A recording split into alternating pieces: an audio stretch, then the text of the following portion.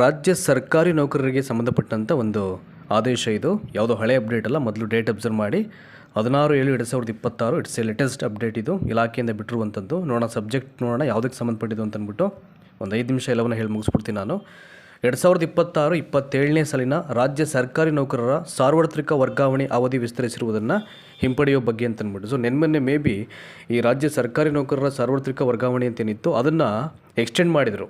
ಈಗ ಮತ್ತೆ ಏನು ಮಾಡಿದರೆ ಅದು ಏನಕ್ಕೆ ಅಂತ ಗೊತ್ತಾಗಿಲ್ಲ. ಹಾಗಾಗಿ ಏನು ಎಕ್ಸ್ಟೆಂಡ್ ಮಾಡಿದ್ರು ಅದನ್ನು ಇಮಿಡಿಯೇಟಿಗೆ ಅದನ್ನು ವಾಪಸ್ ಪಡ್ಕೊಂಡಿದ್ದಾರೆ ಆದೇಶವನ್ನು. ಸೊ ಏನು ಹೇಳಿದರೆ ಆಗಿದ್ರೆ ಈಗ ಪ್ರಸ್ತಾವನೆಯಲ್ಲಿ ಅದು ನೋಡೋಣ. ಈಗ ನೋಡಿ, ಇಲ್ಲಿ ಇದೆಯಲ್ಲ, ಈಗ 2026-27ನೇ ಸಾಲಲ್ಲಿ ಕರ್ನಾಟಕ ರಾಜ್ಯ ಸರ್ಕಾರಿ ನೌಕರರ ಸಾರ್ವತ್ರಿಕ ವರ್ಗಾವಣೆಯನ್ನು ಕೆಲವೊಂದು ಷರತ್ತು ಮತ್ತು ನಿರ್ಬಂಧಗಳಿಗೆ ಒಳಪಟ್ಟು ಒಂದಷ್ಟು ಕಂಡೀಷನ್ಸನ್ನು ಹೇರಿ ದಿನಾಂಕ 15/4/2026ರಿಂದ 31/5/2026ರವರೆಗೆ ಕೈಗೊಳ್ಳಲು ಮೇಲೆ ಅಂದರೆ ಒಂದರಲ್ಲಿ ಓದಲಾದಂಥ ದಿನಾಂಕ 13/4/2026ರ ಸರ್ಕಾರಿ ಆದೇಶದಲ್ಲಿ ಅವಕಾಶವನ್ನು ಕಲ್ಪಿಸಲಾಗಿತ್ತು. ಸದರಿ ವರ್ಗಾವಣೆ ಅವಧಿಯನ್ನು ಏನು ಮಾಡ್ತಾರೆ, 31/7/2026ರವರೆಗೆ ಅಂದರೆ ಈ ಮಂತ್ ಎಂಡ್ ತನಕ ಅಂತ 31/7/2026ರವರೆಗೆ ಮೇಲೆ ಓದಲಾದ 4ರ ಅಂದರೆ ಉಲ್ಲೇಖ 4ರ ಸರ್ಕಾರಿ ಆದೇಶದಲ್ಲಿ ವಿಸ್ತರಿಸಲಾಗಿರುವುದನ್ನು ಕಾರಣಾಂತರಗಳಿಂದ ಹಿಂಪಡೆಯಲು ಸರ್ಕಾರವು ತೀರ್ಮಾನಿಸಿ ಕೆಳಕಂಡಂತೆ ಆದೇಶವನ್ನು ಮಾಡಲಾಗಿದೆ. ಸೊ ನೆನ್ಮೊನ್ನೆ ಏನಾಗಿತ್ತು ಅದನ್ನು ಈ ಮಂತ್ ಎಂಡ್ಗೆ ಎಕ್ಸ್ಟೆಂಡ್ ಮಾಡಿದರು, ಈ ಸರ್ಕಾರಿ ನೌಕರರ ಸಾರ್ವತ್ರಿಕ ವರ್ಗಾವಣೆಯನ್ನು. ಈಗ ಇಮಿಡಿಯೇಟು ಏನು ಎಕ್ಸ್ಟೆಂಡ್ ಮಾಡಿರೋ ಡೇಟು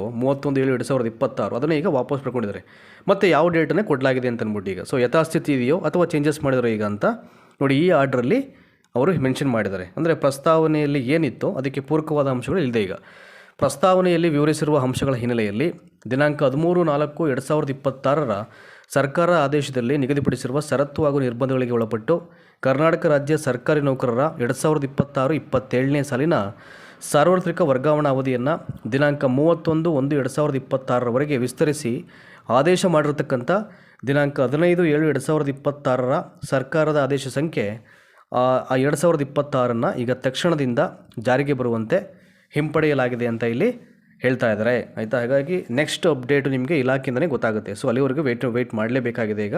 ಸೊ ಏನು ಅವರು ದಿನಾಂಕ 31/7/2026 ತನಕ ಎಕ್ಸ್ಟೆಂಡ್ ಮಾಡಿದರು ಈ ರಾಜ್ಯ ಸರ್ಕಾರಿ ನೌಕರರ ಒಂದು ಸಾರ್ವತ್ರಿಕ ವರ್ಗಾವಣೆಯನ್ನು, ಆದೇಶವನ್ನು ಈಗ ಇಮಿಡಿಯೇಟು ಹಿಂಪಡ್ಕೊಂಡಿದ್ದಾರೆ ಈಗ. ಸೊ ನೆಕ್ಸ್ಟ್ ಡೇಟನ್ನು ಅವ್ರು ಹೇಳ್ತಾರೆ ಈಗ ನೋಡಿ, ಕೊನೆಯಲ್ಲಿ ಮೆನ್ಷನ್ ಮಾಡಿದರೆ ಆದೇಶಿಸಿರುವ ದಿನಾಂಕ 15/7/2026ರ ಸರ್ಕಾರಿ ಆದೇಶ ಅಂತ. ಅಂದರೆ 15ನೇ ತಾರೀಕು ಆದೇಶವನ್ನು ಮಾಡಿದ್ದು, 37ನೇ ತಾರೀಕು ತನಕ ಈ ಮಂತ್ ಎಂಡ್ ತನಕ ನಾವು ವಿಸ್ತರಣೆ ಮಾಡಿದ್ವಿ ಅಂತ ಅಂದ್ಬಿಟ್ಟು.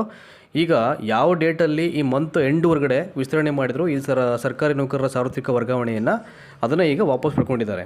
ಸೊ ಈಗ ಮುಂದಿನ ಆದೇಶವನ್ನು ನಿಮಗೆ ಇಲಾಖೆಯವರೇ ಬಿಡಬೇಕಾಗುತ್ತೆ. ಸೊ ಅಲ್ಲಿವರೆಗೂ ವೆಯ್ಟ್ ಮಾಡಿ, ಅದು ಬಂದ ತಕ್ಷಣ ಇಮಿಡಿಯೇಟು ಮತ್ತೊಂದು ವಿಡಿಯೋ ಮಾಡಿ ನಮ್ಮ ವಾಹಿನಿ ಮುಖಾಂತರವಾಗಿ ನಿಮಗೆ ಮಾಹಿತಿಯನ್ನು ಕೊಡ್ತಕ್ಕಂಥ ಪ್ರಯತ್ನ ಅಂತೂ ಖಂಡಿತವಾಗಲೂ ಇದ್ದೇ ಇರುತ್ತೆ. ಸೊ ಧನ್ಯವಾದ ಈ ಒಂದು ಸಂಕ್ಷಿಪ್ತವಾದಂಥ ವಿಡಿಯೋವನ್ನು ನೋಡೋದಕ್ಕೆ.